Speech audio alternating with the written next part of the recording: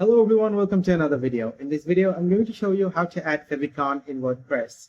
So let's get started. However, if you don't have a free account already, make sure to check the link down in the video description below to get started with a free account.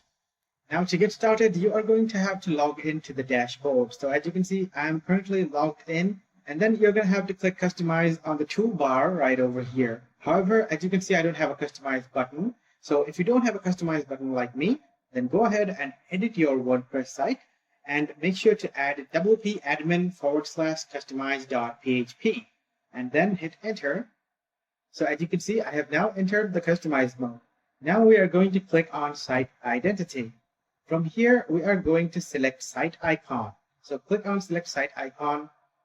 And then we have lots of icons in media library. But if you want to upload your own icon, go to upload files and then click on select files.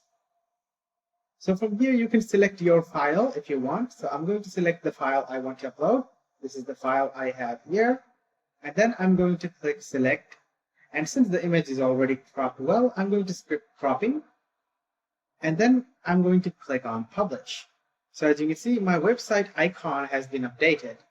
So I'm going to go back to the home page. So I'm in the home page now. And as you can see, my website icon has been updated. So that is how you can add Favicon in WordPress. If you found this video helpful, guys, please leave a thumbs up and subscribe to our channel for more helpful videos like these.